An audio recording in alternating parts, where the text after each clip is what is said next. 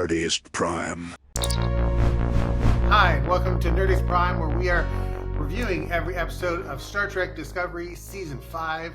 We are on Episode 5. Jenny's away this week, but I'm joined again by the Nerdiest Prime crew. What did we think of this episode? Let's start with Alan.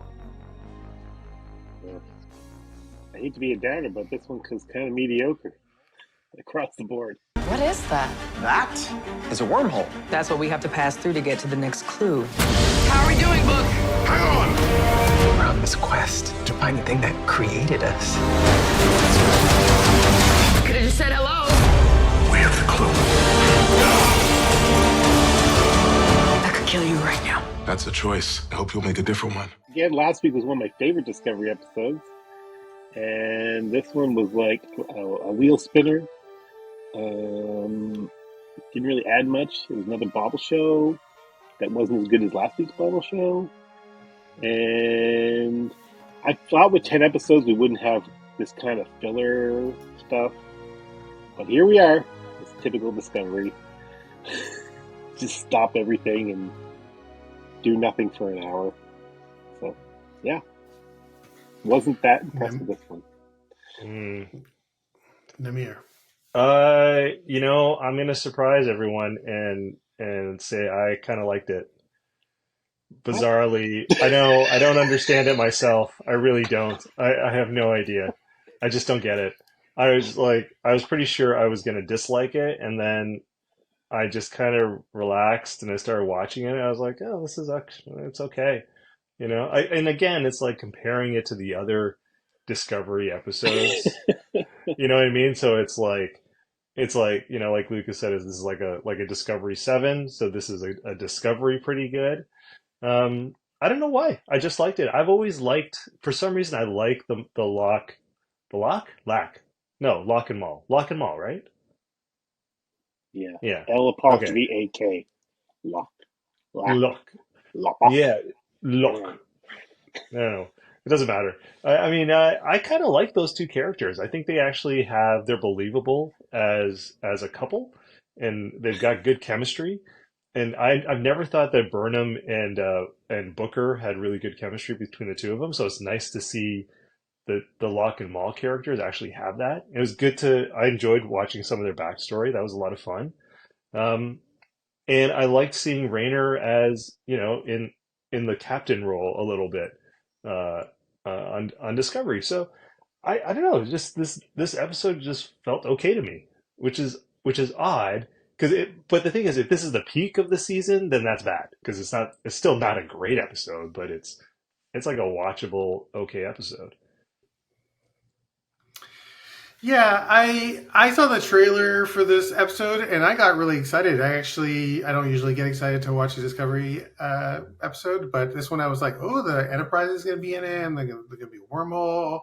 We'll see like Mirror Captain Pike, and there's going to be like cool stuff happening. And it was a complete disappointment. It was like, what's the point of having the Enterprise when it's not even the Enterprise? And it's like, you know what it is?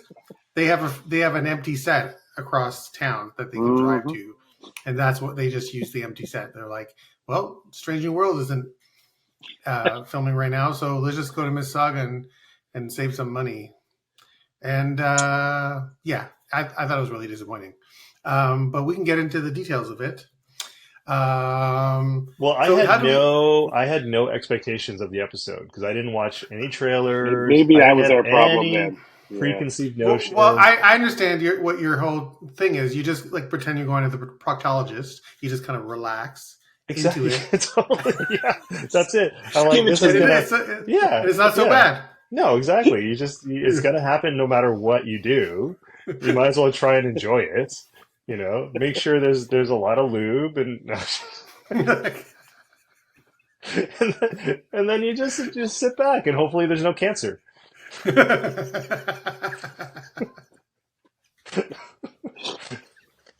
Wow. Wow. It got so dark. Okay, so how do we feel about the plot? Like the basic plot, which is what? The ship's in some sort of wormhole that it's not really a wormhole because it's like a bubble. You just hang out there for hundreds of years? No, I don't know what's going on anymore. Like, why was the clue hidden in another dimension? But more importantly, do you I don't notice that understand. you know how I was saying last week that this show is made for 13-year-olds, or it feels that way, and the way that I know that it's that's the writing is that they refer to things as clues. We Hmm. are on a we're on a quest, and we have found with the next clue. I'm like, people in real life don't talk like that. People, if Well, I don't understand investigators, how they figured out that the next clue, like they had coordinates, but how did they figure out that it was in another universe? I don't understand. Because it seemed like they had to do a lot of work just to figure out there was even a wormhole there. I think they were Like, tracking the ship. I think they were tracking L'ak and Moll's ship. I don't remember how they came how by. did they Yeah, I know to don't. look for a secret wormhole in the middle of nowhere? They were following the clues.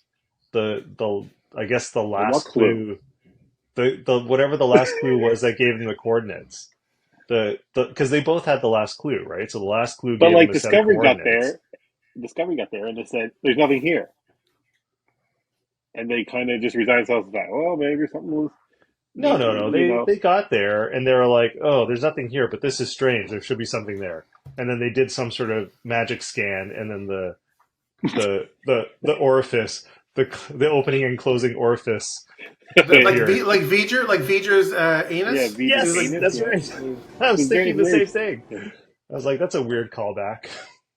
but this is the answer. Um, not to plagiarize Namir, but the answer is the details don't matter. Nothing matters. It doesn't matter. It's like a kid's game. It's like the Yeah, first clue is it's in the other dimension.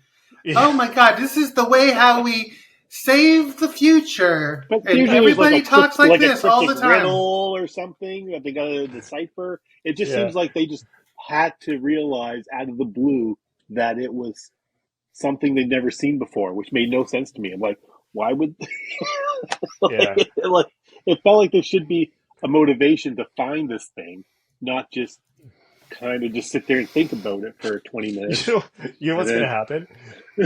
It- They're going to go through this whole treasure hunt. They're going to get to the end, find a box. They're going to open the box, and it's going to be a mirror on the inside and a little inscription that says, "The treasure was you all along." and the friends you made along the way. That's the ones you made along the way. Yeah, exactly. Exactly. And then we're all Oh going to man. cry because it's so terrible. Well, there was that scene at the beginning. This is another example of how stupid this show is, where I don't understand what happened. They're on the bridge. Captain Leoben says, "Tilly, Stamets, get in here." And then the door opens. They were in the hallway. They just walk in. I'm like, were they outside just waiting to get called? Then they walk in, and then they go to the front of the bridge like they're doing a class presentation, and they explain the It was wormhole. very weird. It was very weird. Yeah, it was weird. I think the science room is just off the bridge, is what I thought. Oh, I thought that was the I ready don't think room. it is. Well, I think people can just I don't know. go wherever. They tap their Yeah, badge and they can teleport, but then they like should have just teleported onto the bridge instead of teleporting just well, outside the Tilly bridge. did, but the other guys, Stamets was just like hanging out behind the cars, like waiting for his. Like, oh, you ready for me? But I it's so don't know. staged. Yeah, it's like in Nemesis where they first meet Shinzon, and there's this like long staircase with a window, and you're like, the only purpose to this room is to introduce Shinzon. Like, there's what other purpose Yeah. does this room You have know, on this ship? it sort of brings up a point that bothers me about Discovery, like, and a lot of the new Trek shows is the way it's shot. They're shot like it's a comic book, right? Like there's only ever one person really in the frame, and they cut to that person, they say their line, and then they cut to the next person, and then they say their line like it's panels in a comic book, and it's really kind of jarring. But Because when you nobody can watch like remember all that techno babble for more than for a wide shot. no, but in like yeah, I guess so. That's true. But in like next gen, there's staging. People walk across the set while they're saying stuff. People go to like the front of the shot and then they go to the back of the shot. It's much more like there's much more theatricality there, like there's actual blocking, right? But in Discovery, it's everybody's just a talking head, and it drives me nuts. Like it's so poorly made. Like there's no craft there, and it really just like you're an editor, Lucas. Like what is that? It's like I'm the only one that notices it and is bothered by it. Nobody else seems to care, but it really, really bothers me. Well, I think it's like so many things bother me about the show, so I just don't notice that particular thing because it's just one out of But I generally agree with what you're talking about. Like just the show, the way it's made, it's. Well, I know when we went to production, TV production school, like there was a textbook and there were things you learned, and there was like shot compositions, crossing the axis, all the stuff that you learn. And it seems like now TV in the last 20 years is just throwing that shit out the window. They don't care. Everything's guerrilla filmmaking now, and nobody gives a shit about blocking, staging, and it's just all onslaught of the senses. Like it's just CGI. It's like shaky cam. Everything is just like chaotic now, and it's like there's no traditional production style anymore. Like, and I do find that jarring, and I do find that it's hard to follow. Like when I love, like there's something comforting about watching stuff from the 80s and 90s. Like when I go back and watch those TV shows, everything feels comfortable, and I'm just it's like a nice snack, and it's like a warm hug, and everything Yeah. feels good. And now it's like everything seems like makes me uneasy. Yeah, you understand the layout of the space, you know where everybody is in that space because you see them in it, and you see a bunch of people together. You're like, okay, well that person is two people away from Burnham, so that's why they're talking, and this person is on the other side of the bridge, right? Because you can see all of that at once. But when it's just like, random person, random person, random person, another random person, you have like no idea where they are. Yeah, But also in the writing, if the characters aren't well drawn, also that compounds the particular problem that you're talking about. Because on top of it being shot randomly, everybody's dialogue is slightly interchangeable. Yeah. Like the only person who really has, for me, a personality is Tilly, and it's not a very interesting one. Yeah. I like Captain Leoben. That was one thing I liked about this episode. Yeah. Well, he's interesting. He's the bright spot in this season. Yeah. Yeah, I'm going to continue to blame the editors because I think it's definitely the editor's fault.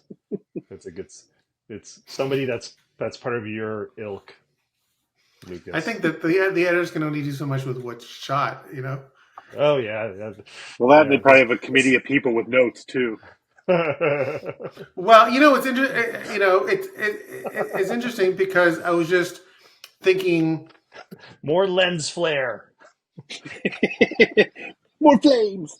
The show makes me so irritated, and this, this episode made me so irritated that it kind of compels me to like try to figure out like what's going on. Why is this show like this?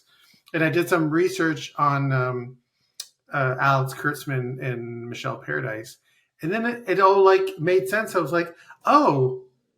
The thing that Alex Kurtzman did for Star Trek, and one of the things I keep saying about this show is like Michael Bay shit.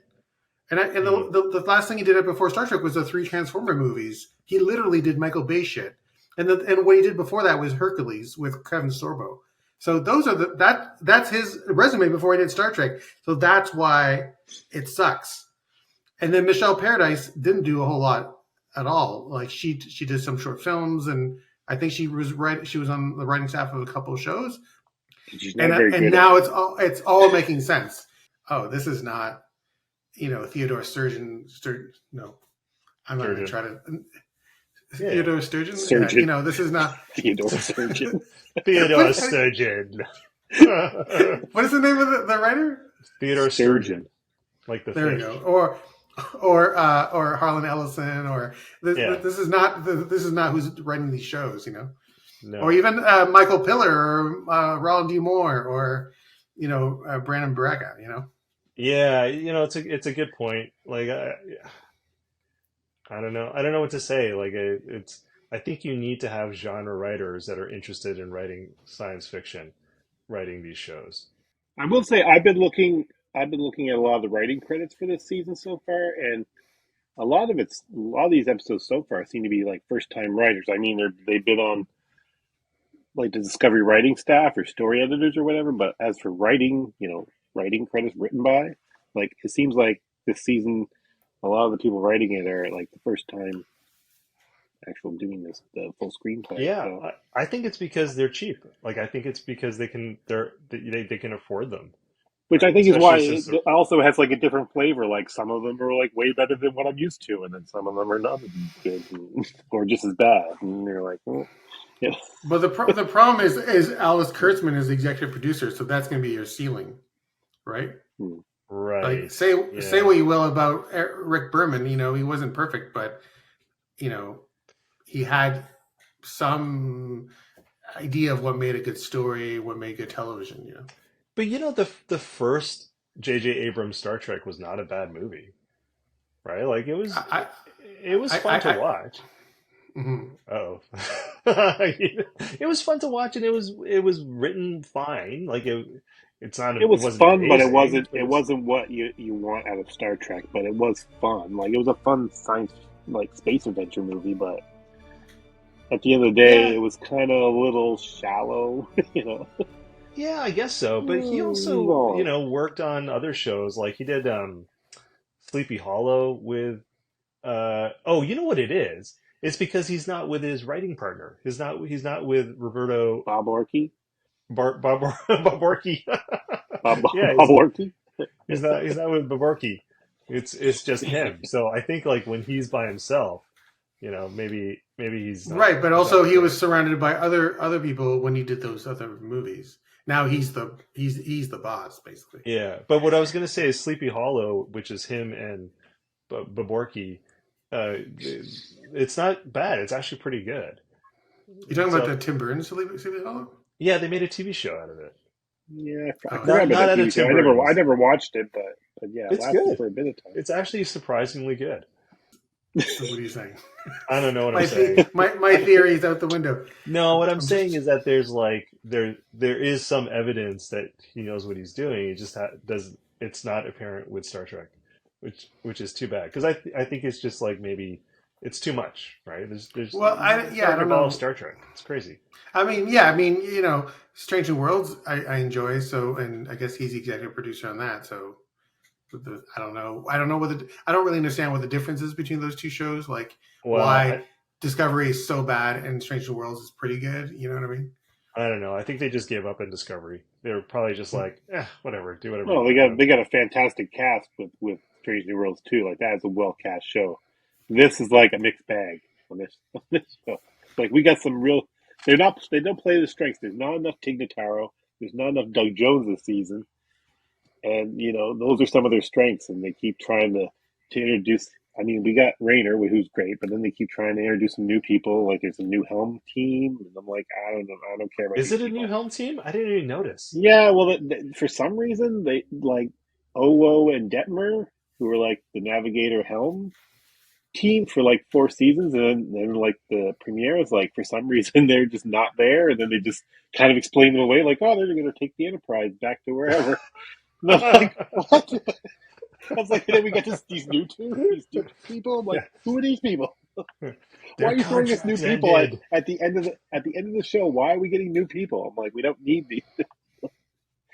It's like Owo and Detmer were pretty much the only, they were like probably the best and most fully realized bridge crew who were like not main characters. But they just Okay, I kind of feel. explained them away. So let's talk about the biggest thing about this episode is the final reveal of the Breen and what the Breen look like underneath their mask. So I guess first of all, now we're establishing that the Breen are the main threat in this season. It was sort of hinted to in the last episode, but now it's sort of establishing the Breen are going to be part of this, and we're learning about their society, and we're seeing what they look like under the mask. They look like that character from the Orville. Um, You mean the one voiced by Norm Macdonald yeah, is with the that glove? Bob? Yeah, Yeah. yeah. Yeah. Yaphet. So anyway, so let's start with Alan. What was what did you think about the reveal of the Breen Society and the unmasking? I at first thought it was cool until I was a fan of Earthbound Conflict back in the late '90s, and having two faces, like an evolved energy face and like a human solid form or whatever humanoid form, was lifted completely from the Talons from Earthbound Conflict. It was like that's immediately what I thought because that's what they would do. They would like phase to their energy form and then their humanoid form to relate to humans, and it's like, man, like, can't they come up with anything new? Like, it feels like this is a direct ripoff. And B, my other thought is that I like them having the mask. I preferred them to just leave them a mystery. Because it's one of those instances where anything you come up with is going to be like a disappointment. Like the trying to envision because I always thought they were like furry, like they were like an Arctic type species. That's why they need the cold suits or whatever, and they're gonna be like a Chewbacca type furry monster, or you get like images in your head, like, oh, I wonder what they look like, and then you see them, it's like, it's just a rubber faced guy. It's not that impressive a Another rubber face design, guy. and yeah, and then I thought we were gonna get some insight into their culture, which I was excited about. I did like they had the callbacks to Deep Space Nine with the suits and the masks. That was cool, but then we never left the dockyard. They were dead.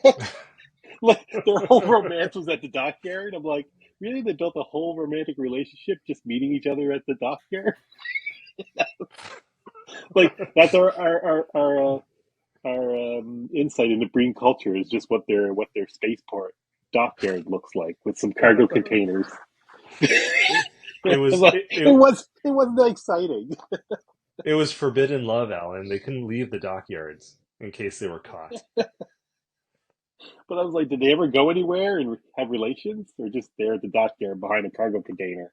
Listen, we're not going to go there. So Namir, had you seen the Breen in Deep Space Nine? Because you got to season 4. I because they showed up in the first Indiscretion, Season which 4. I think is like Yeah. that's episode 3 or something like that. Yeah, I must have, but I don't really remember that episode. I mean, I didn't really pay attention to the Breen. I was just like, okay, they're just like a faceless enemy that they didn't want to spend, prosthetic budget on. That looks like that bounty hunter from Return of the Jedi. Well, yeah, exactly.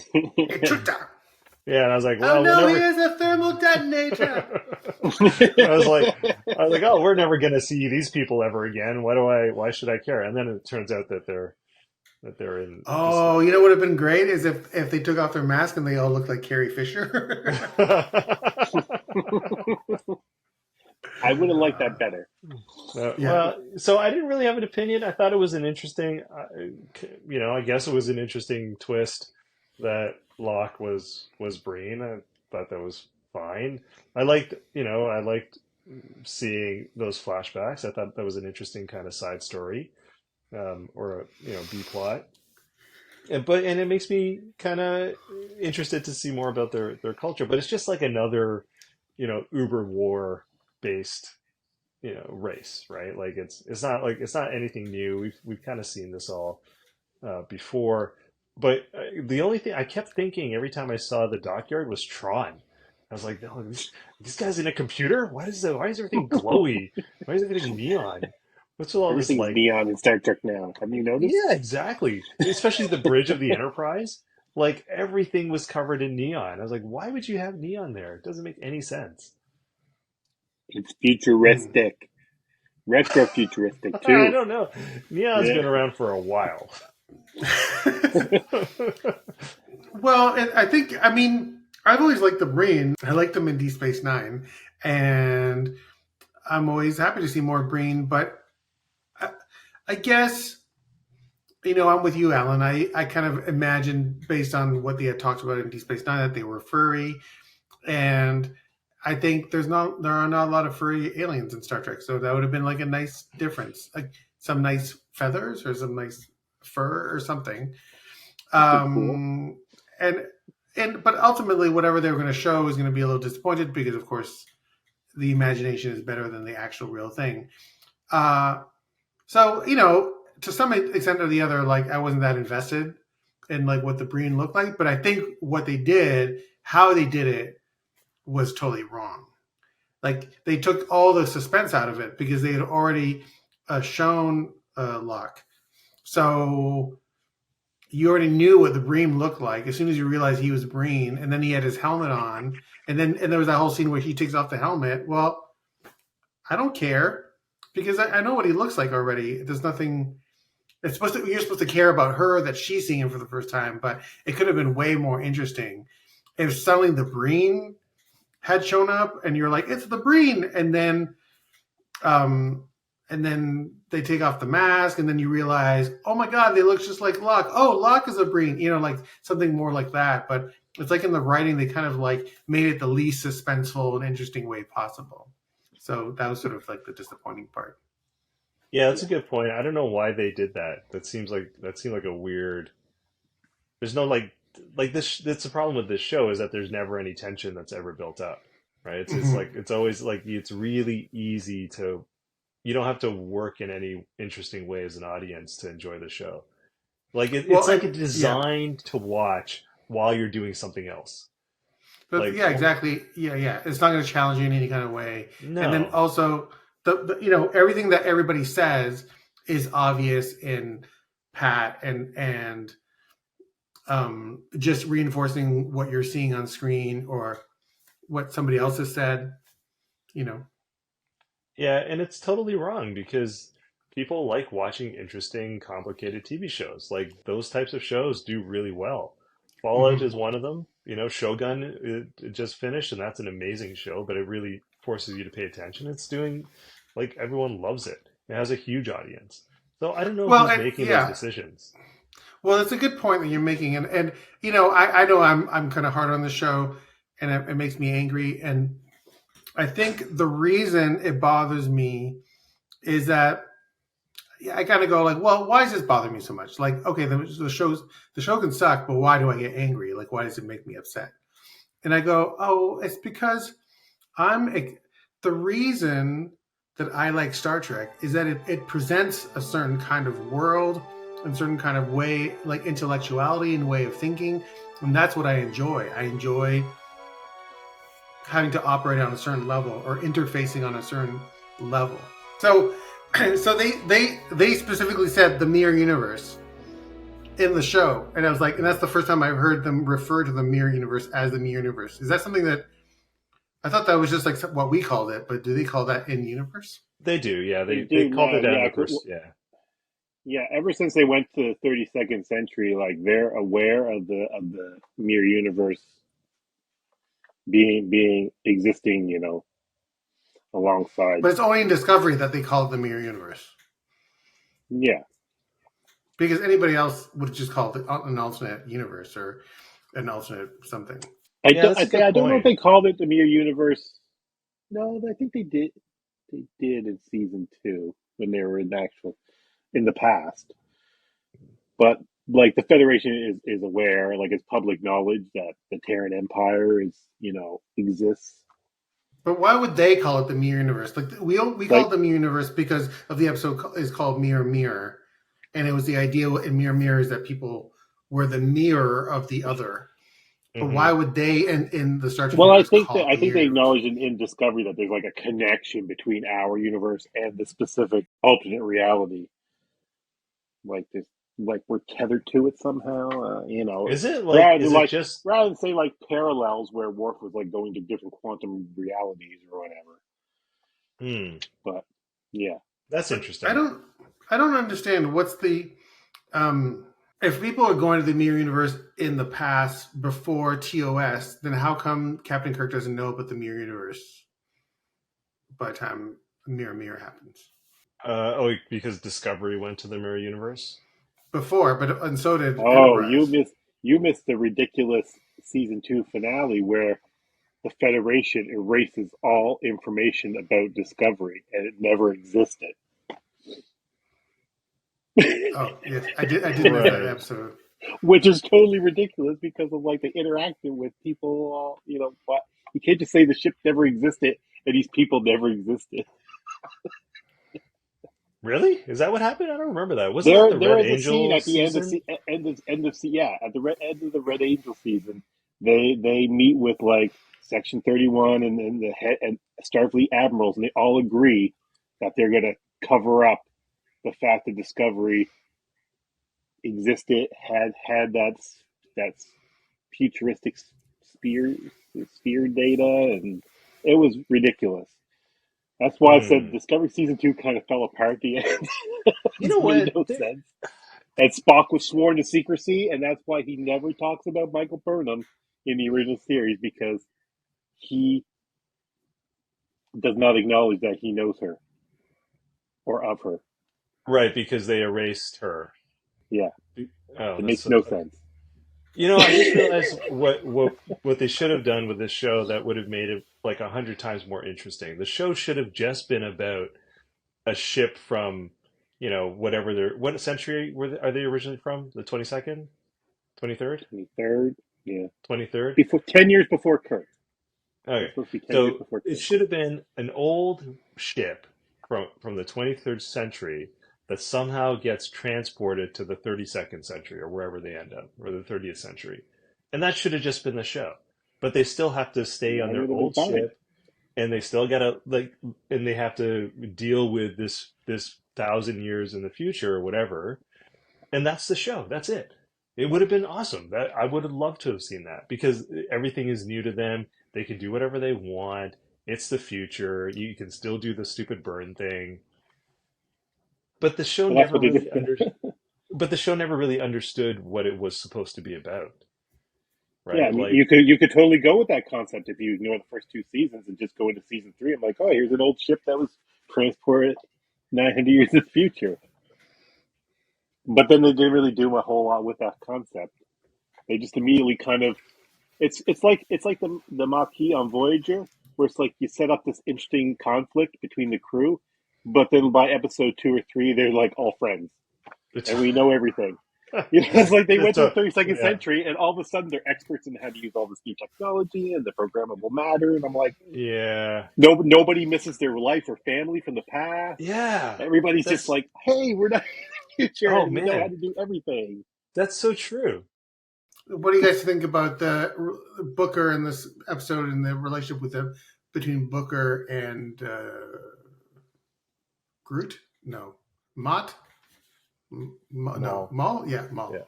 It seems like some really shoehorned in personal stakes.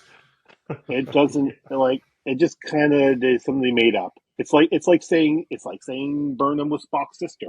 Like it's like we just gotta force force some personal connections in there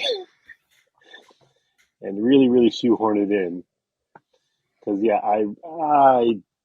I don't we don't need that. I don't think, I, and I don't find it particularly interesting. I don't really care. Like we've never met the actual Cleveland Booker, so there's no frame of reference.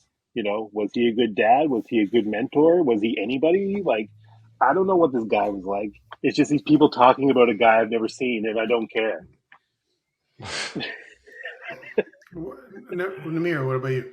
Yeah, I kind of agree. It feels a little bit shoehorned in, but I think it's not a surprise. I mean, I think you see that in shows a lot where they contrive some sort of situation where a character has to have a connection to another character in order for them to care, right? Which I don't Mm-hmm. necessarily think is true, right? You can just be a human being and care about another human being, right? Like they could have done something different, right? Like maybe Booker had a sister who died or something, and so he, has that sort of he looks at Maul, he's starting to look at Maul as somebody that he needs to save because he couldn't save his sister or whatever, right?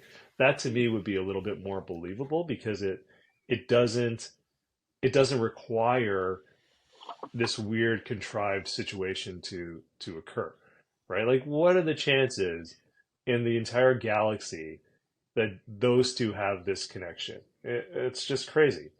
Like it doesn't make any sense at all. It's totally unnecessary. It's just a shorthand way of explaining why he cares, right? It's just like the easiest, laziest way of doing it. Well, I don't understand why couldn't it just been his real daughter? Like they all live lives and careers as couriers. I'm like, the character just could have been his real daughter. Like, why is it got to be a guy I know? This is his kid, and, and Well, it's I like the get closest thing I have to family. because when he's like too young. Like Booker's too young to have a daughter that's Maul's age. Oh, he could be 300 years old. Who cares? You know, he's an alien. He's an alien. He's Quajon or whatever. He could be any. You know, his young could grow up really fast. Who cares? Like, he could make Yeah, but any of this stuff up. that's not the problem with it. The problem with it is that they know each other at all. The problem is that they have this family based connection at all. It's just so It just you know. But yeah, my whole problem with Booker, like, yeah, I mean, the whole thing feels contrived, like kind of like everything else, and everything's kind of very obvious and overly explained. But I've sort of said that stuff already. But the problem with me with Booker, I don't know the character that well, is that he's supposed to be an alien, and he's like the least alien person ever. Like, No, he doesn't. he's got glowy things on his No, forehead. I think That's it. Ray is the most Happening. unalien alien He- on this show. He's a guy with a leather jacket. That's from London. That's there's nothing alien about this guy. Do you know what I mean? And there's no reason why He he. can talk to the animals. Yeah, he's got like a flashlight on his head. Yeah, talks to the animals. But that's So the you show. got- But the show is like that's one of the central conceits of Star Trek is that the aliens aren't necessarily like alien, right? Like they still look like you because they're all from the progenitor, right? So that's okay. I don't necessarily have a problem with that. I don't like. But I'm not talking about that he just looks human. I mean, like, even the way he talks and the way he dresses, he doesn't, like, there's nothing alien about him. He looks like it's a guy that you see walking down the street. Like, he's like the most normal looking guy ever. Like, so unless there's a specific reason why he looks so generically like a normal guy that I see in Montreal, like, like if he's a shapeshifter or something like that, like, well, that makes sense. But if he's actually an alien, like, it's an alien that looks exactly like a guy that walks down the street. Like, that's what you're saying. Yeah, but the show does it all the time. No, they make an effort. Like, okay, name me one alien that looks like a guy that walks down the street. I can see, like, at least they have a costume. What? the Betazoids, the Betazoids. It's true. Deanna Troy, Oh, yeah. pretty much a human.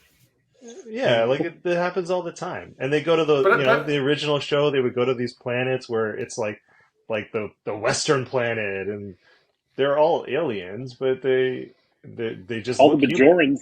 The Bajorans were very human, like the way they acted and interacted with each other. No, but they had a thing on the nose, and their costumes at least look alien. That's what the point I'm trying to make is that people can look human, that's fine, but they have to behave alien in some way, or their costumes or something. And if I would say that most of the time, even in the original show, they had like at least the costumes were alien. They would have the weird like colors or he's something. He's a courier. In a leather jacket, he looks like a guy that walks down the street. Well, maybe it's from an alien animal. Maybe it's Apparently he needs a spandex suit like 7 to 9 or something. Does he need a silver cat suit? I don't have an issue with that really, but I just think that he should use his telepathic mental abilities more often than he does. Because he probably could have used it a ton in this situation to convince Maul and Locke to not get into this fight. Right? Like, isn't that what that's for? I don't know if he can use it on sentient life forms. I think it's just like wildlife on his planet or other alien wildlife that he's encounters. I don't know. I don't know either. Yeah. It works when it needs episode to. Too long. Yeah, it works when it needs to. And then, at the end of the episode, then Maul and Locke just like take a photon torpedo and disappear at warp or something. Is that what they did? I didn't understand. They took an escape shuttle, I think. It has a That warp goes drive apparently. to warp. Okay, Yeah, and it's then like I don't understand. Like they're not really like bad guys. Remember, I no. said in the last episode they're not going to be bad guys, so they're still not bad guys. So I don't really understand the point of these characters. Who are the bad guys of this show? You know, the The Breen, Breen. because they still it's like episode 5 and we haven't really even introduced the Breen as antagonists. Yeah, but Well, I I'm think the happy whole that plot they're. now, the whole plot now is basically it sounds like Locke wants this technology and he's gonna like take control of the Breen planet or whatever from his uncle, and then maybe there'll be No, is that no. It's what like it. we're going No, it's towards? like. Did you even watch this episode? You didn't even. I did. You totally zoned out. They want the progenitor technology because the Well, there's a blood Breen have bounty on their this. head. Yeah, they have a Yeah, blood bounty on their heads, and so they think, well, if they give it to the Breen, they'll lift the blood bounty, and they'll be free to enjoy the rest of their lives on some colony. but don't they understand that the Breen would just use it to destroy everything? Yeah, probably. I mean, that's obviously what's going to happen. But they're It's like, blinded oh, by love and hope. Their relationship is so boring too. Like it could have been interesting, but I and I don't know these Doctor Love actors ever that interesting? very, very well, but like the way that the actress that plays Moll, she just plays the bad girl. She's Yeah. like straight down the middle, straight down the line. Nothing new, nothing I haven't seen a million times before with the head tilts and the all that stuff. And I'm just like, what's interesting about these characters? I don't. Why do I Yeah, care? I don't. She's fine, but I think Locke is the more interesting one Mhm. because he like always it always feels like he is hesitating, like he only does everything for her, right? Mhm. So somewhere in the back of his mind, he's kind of like, I don't really want to do this, but I'm going to do it for her, which is interesting. Mhm. So I think Well, he's an interesting character, and because he's interesting, it makes her a little bit more interesting. and he's from Montreal. Is he? Yeah, I looked it up. He's like from Montreal. He's a voice actor.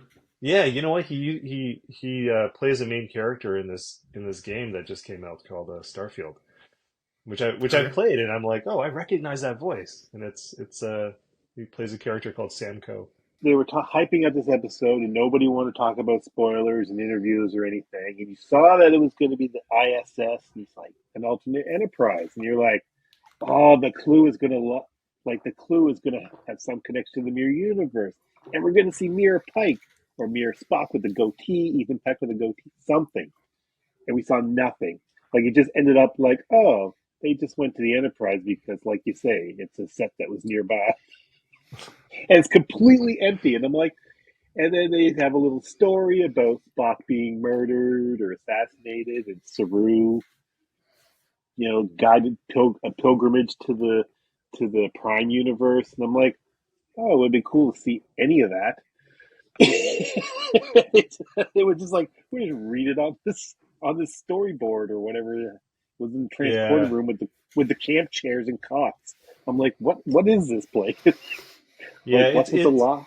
It was weird. And I'm like, it was a missed opportunity. I thought they were really setting it up like for a surprise guest appearance by any of the Strange New Worlds cast as an alternate universe self, and that they would have some sort of piece of the puzzle that they would have to, negotiate something with evil Terrans to get or something cool, but nothing happened. It was basically just a big stage for them to have a ray gun fight, and it was so boring. It was like pew pew pew pew, and I'm like, I don't care. yeah. I think that was it was a bit of a missed opportunity, and it Yo, was yeah, weird. It was huge. weird that they would even have a mirror universe Yeah, Enterprise without actually having a single character from the mirror yeah. universe on the ship, right? Like that's kind of the thing. Yeah, it's kind of the thing. Like It's a huge tease. when you explore an abandoned spaceship, right? There's usually going to be a survivor, right? There's going to be somebody there that tells you the story of what happened on The the ship. Gorn should have been there. Well, that's what I thought too. Yeah, Because when they said there was like 3 quantum signatures, they thought it was Locke, Moll, and the piece of the clue would have a quantum signature from our universe. So that's what they were scanning for. But I was hoping that the third quantum signature that Burnham picked up was going to be like a Terran, or like you say, the Gorn. Remember when Archer went to the mirror universe at Defiant, and Yeah, there was a Gorn there, and I'm like, something yeah, cool like that. But there was just nothing. Nothing happened, and the yeah, ship was completely empty and devoid of any interesting mysteries. So yeah. I was like, what? Except like the alternate universe Gorn is super nice and awesome, and so That would be great. That would have been great. they just end up all being Anything like friends. that. That would have been Yeah, awesome. Like it anything. was weird. Like there was no reason for it to happen on the Enterprise. There was like no reason for that to exist at I all. was super excited for this episode until I realized that they weren't going to reveal anything. Like once we were halfway through and nobody had showed up, I'm like, oh, I guess there's no Yeah, Mirror Pike. I'm like, yeah, this sucks. And I yeah. kind of got more and more angry.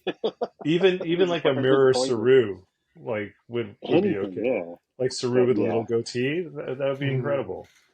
But But the scenes with they did this the thing where they just talk about what happened instead of like showing exactly. it or discovering it. I Like literally, he was like, "Oh, that they wrote their story on the wall. Let's read it." You know, yeah, it's you're like like, "What? I'm watching a TV show. uh, I'm not reading a novel."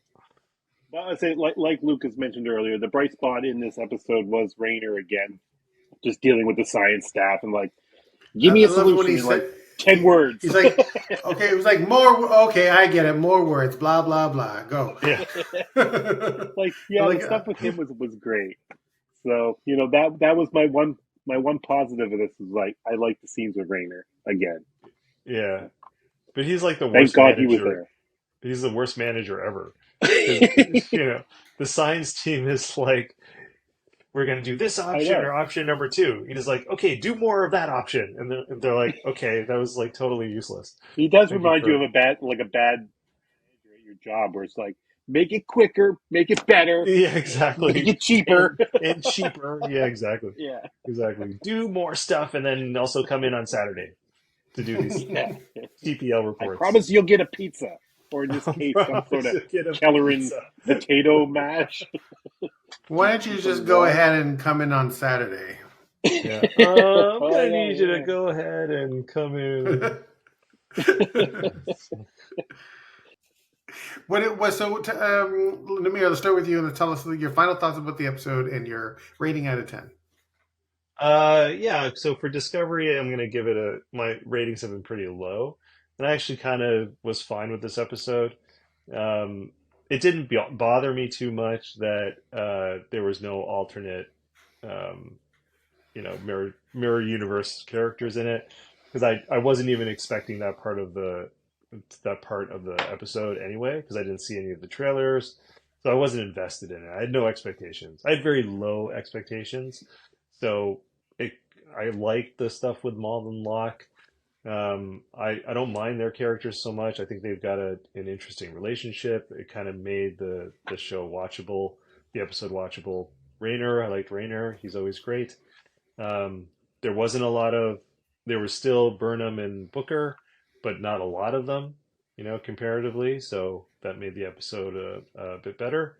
Um, so I'm going to give it a 6. It was okay. I think like I said offline earlier, I keep falling for the hype machine in New Star Trek, and I say I'm starting to feel like Sally with Linus in the Peanuts cartoons, where I keep believing, that the Easter Beagle or the Great Pumpkin's going to show up, and it never does. And I don't know why I keep doing this to myself. Like I keep saying, "Oh, the Mirror Universe." They did nothing with the whole thing. I thought there was going to be some cool cameos from the other shows. There was nothing. And again, it just felt like we didn't move the plot forward a whole lot. We saw some backstory for our villains, who I'm still not completely sold on. I was like, I'd be more interested if we had some sort of Breen battle force coming down Discovery, something more threatening than a pair of ne'er do wells. Yeah, so, I'd probably give this one like, I feel like I'm being generous, but I'll say 5. I was like, Oh. probably because I was like really into the first half because I thought there was going to be so much stuff happening, and then nothing happened, and then it kind of just my interest dwindled by the end, and I'm like, that was a waste of my life. I'll never get that hour back. My word. Yeah, I think I'll give this episode I'll give it a 4. Because 4 out of 10. And I liked the things that I liked were very superficial. I liked that the Enterprise was in it, even though it was the Mirror Enterprise. I guess I sort of liked that there was some sort of involvement of a mirror universe, and there was a wormhole in it that was like the V'ger sphincter. I liked that they. I liked that they showed they presented the Breen, and they brought back the Breen, and then showed their face, and they had like a gelatinous face, and so. But those are like superficial. Anything beyond that, I was just very disappointed about. The characterizations and the writing and the plot and how nothing happened. It was a big nothing burger. So we'll be back next week to review more Star Trek Discovery. Can't wait. I don't know if I can take it. What you call discovery, I call the rape of the natural world. Just where in the future, the things we've done instead. Let's just push the button, we'd be better off dead.